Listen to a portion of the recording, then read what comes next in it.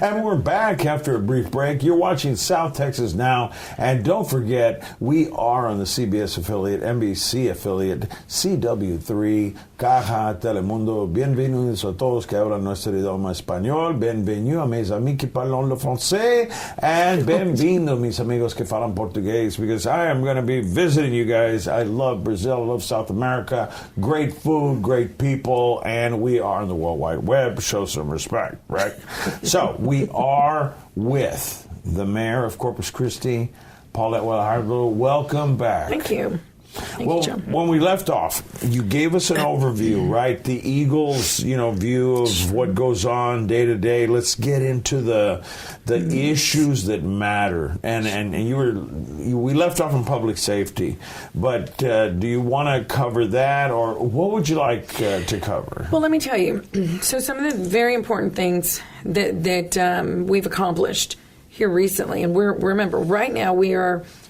Two very important things are happening. The city of Corpus Christi and the city council are going through the budget process. We have a $1.4 billion budget. I did not know that. Yes, sir, we do. So having oversight of a $1.4 billion budget is a huge responsibility, and I do not take that lightly at all.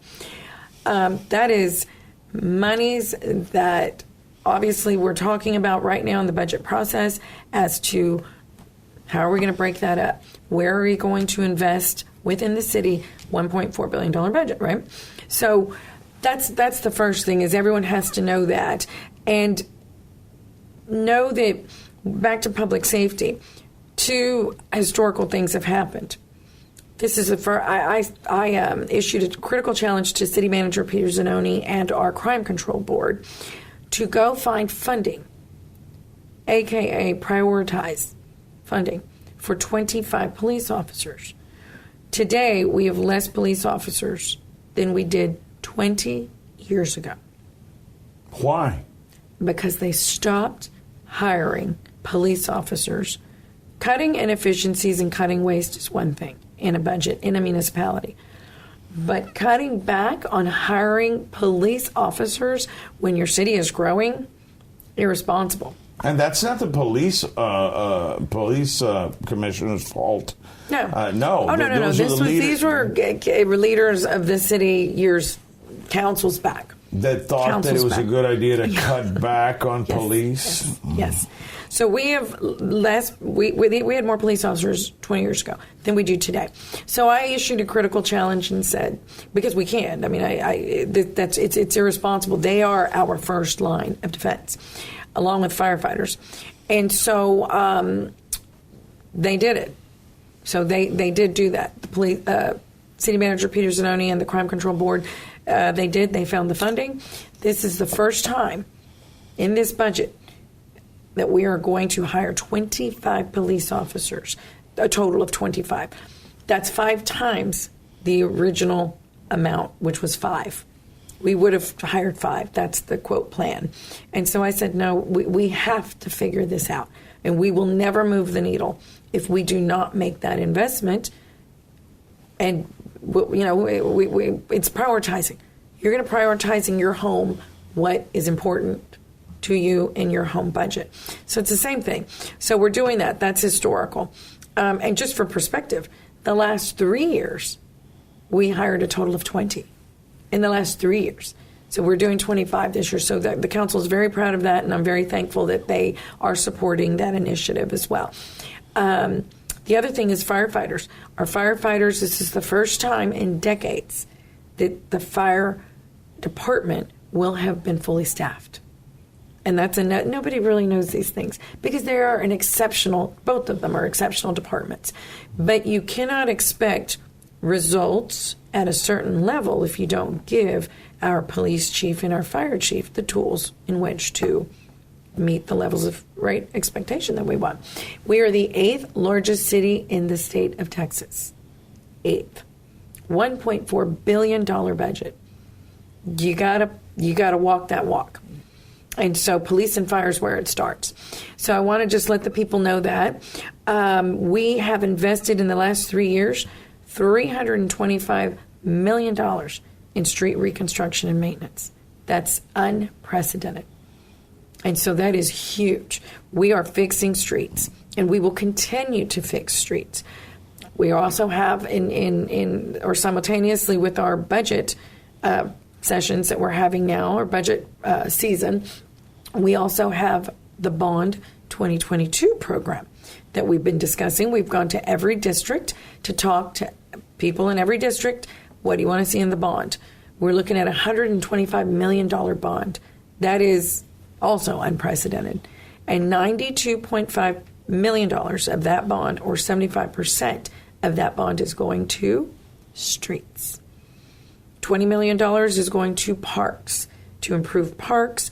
$2 million to La Retama Library, and I believe it's $10 million to public safety, because we are building a new police training academy on the south side. Well, I haven't heard about, investing that much money, now, even in the library, because that's so important to so many people. I had somebody call me the other day and said their only way to have the internet or to look up things is to go to the public library.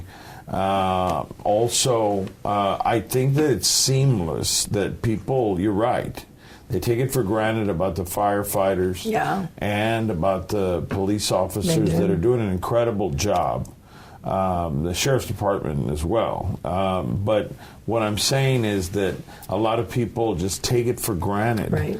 But the impact of having 25 officers, how much of an impact does that make? Oh, it's going to be huge, huge. Chief Markle would not ask for it. He didn't really ask for it, but he would not agree that it's very much needed, if it wasn't.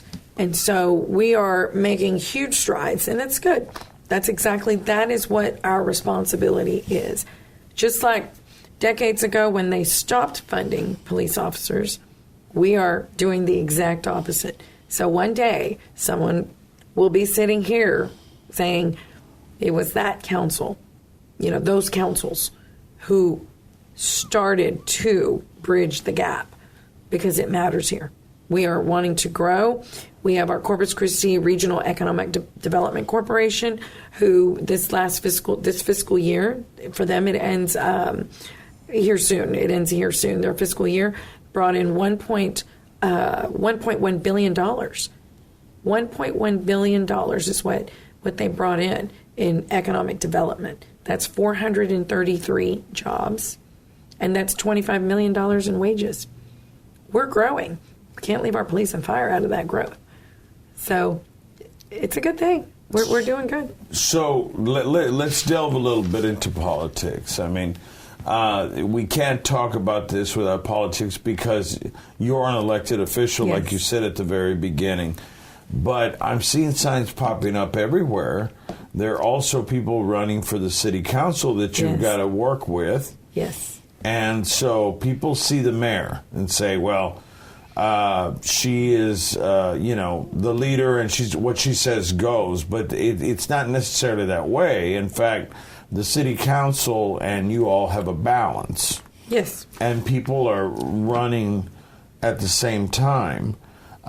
So when people see these, and these are public access meetings that you can see out there, walk us through a meeting, how it goes, without going through the whole, the whole rules, Robert's Rules of Order, Robert's and everything. Rules. Robert's Rules. Yeah. Everybody look that up. If you ever not Joe's rules, Robert's Rules. And so walk us through a little bit how the meeting starts and how things go. I mean, Yeah. So we have our meetings every Tuesday, with the exception of the first week of the month. We don't have a meeting the first week of every month. Otherwise, we do, and they begin at 11:30 a.m. Public comment begins at noon. Okay, so public comment means anyone who wants to come up and make any public comment. You can talk about the color of the sky. You can talk about the streets. You can talk about what you think needs to happen, what you'd like to see happen. You can say anything. It's public comment. That begins at noon every single Tuesday. We start with the pledge, of course. And by the way, I invite a young person, whether they're in elementary school all the way to college, to lead us in the Pledge of Allegiance so that they take part in the, governmental process of city council.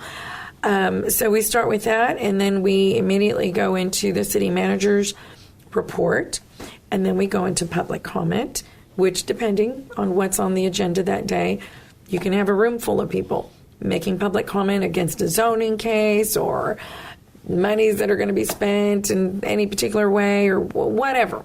Again, it doesn't have to be on an agenda. You can just go and make your comment. But that has taken hours. Oh, before. Far out. Literally hours, depending. And then we go into the agenda, and I lead the meeting.